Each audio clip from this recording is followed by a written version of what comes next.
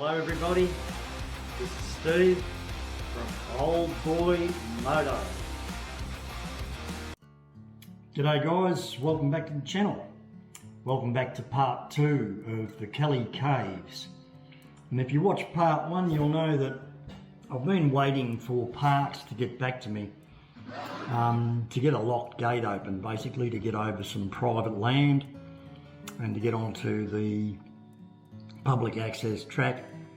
Now, it's been a little while, doesn't look like that's going to happen, so I've decided that I'm going to have another crack and do the CFA track to get into it. Now, a little bit concerned about this one because it is a really hard track to negotiate, especially for a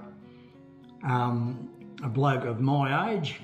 I'm no spring chicken, as you can tell by the name of my channel, but I'm willing to give it a crack because I really want to finish what I've started, and I want to do this. This is the sort of thing you'd do once in your lifetime, and it's important for me personally, so I'm going to have another crack. We'll do the CFA track and see how we go. You might get a few laughs or you might get surprised. Righto guys, stick around and we'll see you soon. The lovely town of Beechworth. I've just pulled over to check the camera, so we're heading out to the Woolshed. Yeah, we're back on the Woolshed Road, so no traffic here this morning. It's fairly fresh and cool, and had a really hard time getting the bike. Well, not really hard time, but a bit of messing around. It's a cool morning, and even after a carby adjustment, I just couldn't get the bike to idle. It'd idle for a while on full choke and then just die. Once it's warmed up, it's no problem. So that's a good bit about it. Just got to warm it up, make sure it's right. So I'm just looking over to my left hand side here. I'll just pull over, and somehow today, if you look at those peaks over there, that's what I'm looking for. I'm looking for the Kelly Caves. Okay, so I'm on the track towards the Kelly Caves. Now this one gets very challenging, so I'm going to have to probably quieten down and concentrate on what I'm doing. I don't really want the bike to go over, but it does get, like, this is just a taste of it. You know, it gets really difficult further on. Yeah, there has been a bit of rain. I can see a bit of water on the road. I don't know how we're going to go. Doesn't look like there's been anyone through here, so for a while. But I don't think there's been anyone on here since I was here last. Actually, I can't see any tracks. So yeah, wish me luck. Yeah, so this is the sort of stuff I'm talking about. Some pretty deep ruts and stuff.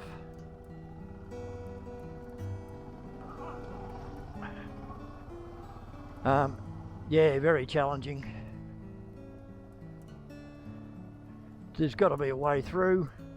Just got to take your time, study it a bit.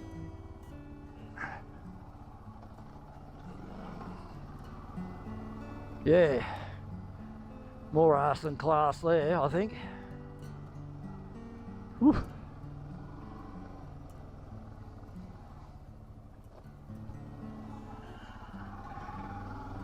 Yeah, I think the trick to it is just stopping for a little while and just composing yourself. Look, I'm no off-road rider, I'm a road rider. I've done a little bit off-roading, very little, and you know, for me to throw myself into this is just probably a little bit silly, but you know, we're going to give it a crack. There's only one way to learn. You know, this is the way it was in the old days. They'd throw you in the deep end. You know, there's I know there's a few courses you can do and stuff like that, which I might take up one day. There's a guy actually on YouTube, I've forgotten the name, but he's got a channel a bit similar to mine where he sort of talks through riding off-road for older people, you know, and he's actually done a couple of the BMW courses, which I'd say has really helped him, you know, but he gets into some serious stuff, so yeah. Yeah, so this is the stuff I'm talking about. That's just a little bit rough. I'm gonna, and this is what I did last time when I was here last time. I'd cut through here and blazed a new trail sort of thing. I'm gonna bypass that. Too risky. Yeah, so I've just been getting off and having a look at the best way to tackle it, and I'm pretty sure I came up through here last time over this little log and round this. Looks like there's been some wild weather since I was here last. Someone's tried to come up through here a while ago. You can see they've cut bits of wood and put them in there. But I think the bike should just sneak through. These are probably the worst ones, I think, until we get to the track I need, which is off to the left. Yeah, that's just... but trees come over the fence, and yeah, so anyway, we'll try and get up this one. Yeah, so it was fairly tough going back there. I just switched the camera off because I just didn't want to be talking and distracted, but yeah, look, along some of it's pretty good going. Now, from my calculations, I'm about 800 metres from the track. Actually getting a little bit rough here, actually.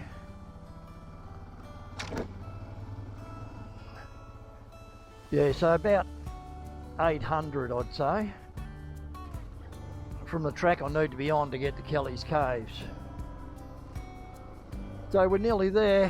Haven't broken my neck, which is a good thing. Still got to have your wits about you, you know. There's just, you come around a corner and it sort of all starts again for you, you know. Luckily there's been no wood or anything across the road, and I reckon we're getting pretty close now. Yeah, so I've come up this little track here off the main track, and I'm sort of trying to head to the highest points, obviously, because I know the caves are up high. I'm just eating a banana, by the way. I noticed there's a little fire over there. There was. Someone's lit a fire. I just picked up a lolly wrapper. And so I'm going to head up the track here. There's just a little faint track here that heads out into the bush, and I should come across the caves, I reckon. Anyway, wish me luck. You're just walking along here, guys, and I can got a bit of a clue that I'm on the right track. Someone's left a pile of rocks here. I've just got to remember how to get out of here, so I'm just going to put a little arrow in the ground, make sure that we're going to follow the way out that I came in. So all right, well, I might just go to the left here. There's a great big flat rock up here. It's looking pretty promising.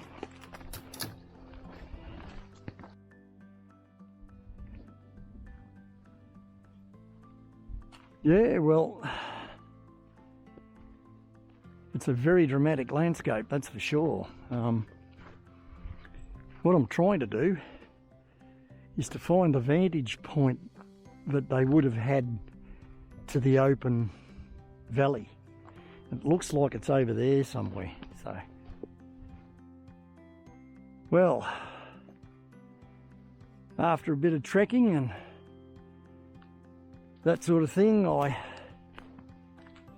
reckon I can spot something that looks like a cave, so I'm going to just hop over this last bit. I'm just a little bit worried about getting lost because I don't have any GPS equipment or compass or anything, but I should be okay. There's a little bit of a cave in there by the look of that. And, quite a dramatic landscape, as Ian Jones said. Bit of a climb to get to it. And as you can see, there's a very big vantage point along the valley. So, it's amazing. Just an amazing landscape. That's looking pretty much like it could be it.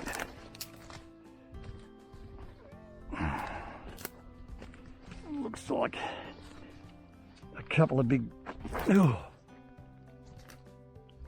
rocks there.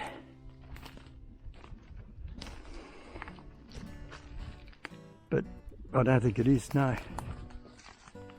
No, that's not it. I've got a feeling I can't be too far away from the place. But not having a guide or anything that's been here, it's hard work trying to find it. This would have to be one of the highest vantage points, without a doubt. As you can see where I am, I'm looking right over the valley. It's amazing. What a view. Don't know. I don't know if I'm on them or not. I just can't find an entrance anywhere. So, it's a fantastic view though. Have a look at this. Just amazing.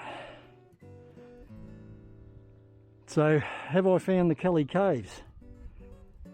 Okay, I'm pretty sure I'm here. The only trouble is, I can't find a cave opening, so I'm thinking I'm standing over the top of them. So they are underneath somewhere. So what I'd have to do is come in from the bottom. Now, if you look way over there, that track through private land, that's the track that I would have taken to come up here if the gate hadn't been locked. So it's a dramatic view from here. Very nice. So I'm thinking I've found them, but I'm not able to find the cave entrance. I think it's underneath one of these big boulders somewhere. I'm standing on top of them, I think. So it looks like another trek, probably to the bottom, and then come in from that side. Righto, so I'm down a few layers. We've still got this magnificent view. But for the life of me, I know I'm here, but I just can't find the entrance of a cave. It's just mind-bogglingly beautiful, but where are you? Yeah, this is where this overlooks Burn Gully and all that, and this is what they were worried about if the cops had come in from that side, the Kelly gang, and so they were hid out up here, and they could see from miles away. They could see dust rising or whatever. So cops used this place also to keep an eye on the Burn homestead, which was down there in the valley. I'm going to keep looking because I'm here now. I reckon I must be a whisker away from it. So just to show you how dramatic a place this is, You wouldn't want to be scared of heights. I'm not 100% comfortable with them. But just looking up there from here, that looks like a cave entrance, but it's not. When you get closer to it, there's a big boulder in its way. So that got the heart pounding because I thought I found it. Well, the guy that came up here originally in 1960, Ian Jones, I think parked himself on a rock over there and looked over the valley. Now, I know I'm at the Kelly Caves site, but for the life of me I can't find it. Okay, as you can see, I'm on a whole different level again, and it's proving to be very elusive. However, I'm adamant I can't be far away from them. I thought I'd found it for a minute. That only goes in a couple of metres. Be a good little shelter though. Yeah, well, I thought I'd found it, but I do not think that's it. My heart pumping there. I honestly thought this was it. Just an amazing place, but it's not. It's very shallow. Be a good shelter. Looks like wildlife are using it. Have a look at the rock. There's just some amazing outcrops. They're huge rocks just sitting there. Unbelievable.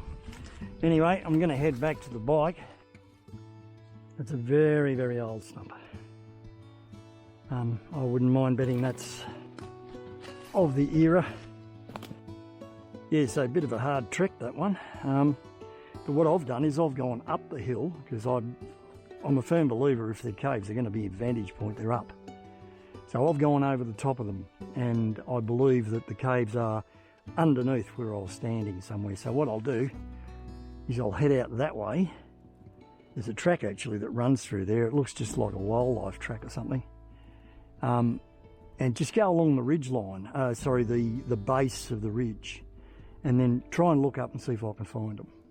But for now, I've bought myself some noodles, I've got some water, and I've got a little gas cooker, and I'm gonna cook myself a bit of a feed because it's getting on near lunchtime. Dear Lord, for the food that I'm about to eat, I'm truly grateful, even if it is packet noodles. Amen.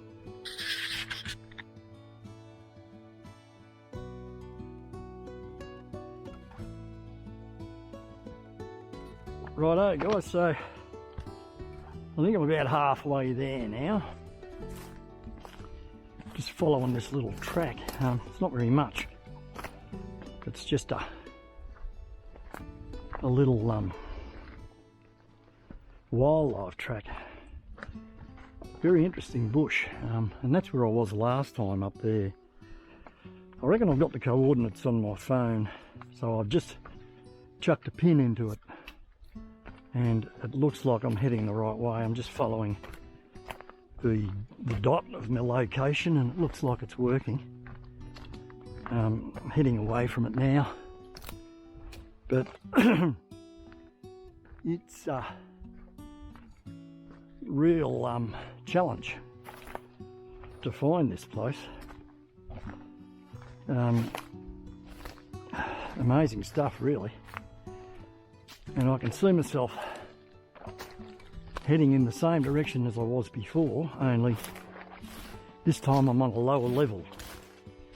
So hopefully, just over this little ridge here, my GPS on the phone's telling me I'm halfway there, so I'll just go between these beautiful, huge rocks. Amazing stuff, look at this, just amazing. Okay guys, whew, that was a fair old trek, that one. I was probably up there for nearly a couple of hours, and for the life of me, I know I'm on the cave site. I'm at the right place. I just cannot find the entrance to the cave. It is very elusive, and the historian that came here, he's been here a few times, but the first time he came, was in 1960. And his name was Ian Jones, and he is a Beechworth treasure. He's an Australian treasure, actually. And his passion was to record the life and times of the Kelly gang, the people who lived in the Woolshed Valley, etc., etc. And he did such a good job. He was also responsible for writing the book A Short Life by Ian Jones on Ned Kelly, and it is probably the most comprehensive book ever written on the Kelly gang and the family. That's what interested me in the beginning to come out here and do this, and I am determined to find it. So I've marked a few spots. I know where I've looked and where I haven't. I'm just knocked up because it's really hard going. It's a lot of rock climbing and stuff like that. Got to keep your wits about you. I'd rather be doing it with someone else with me. I'm pretty sure Ian did, and that's the way to go. I can't call out to my bike to come and get me, unfortunately. It's not that advanced. But I do have this hanging on my neck, and I have the GPS coordinates punched into my phone, and they've already been sent away in case anything happens to me. So I don't want to burden other people with things happening to me, that's all. So bear with us, guys. There's going to be a part 3 by the look of things. So I'm just going to have a drink of water. Luckily I bought enough water with me. I bought a 4-litre bladder.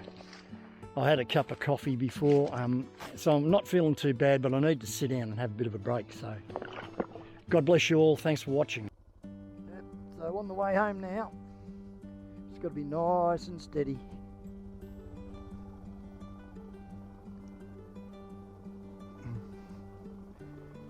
Want to keep it upright, don't want to break anything.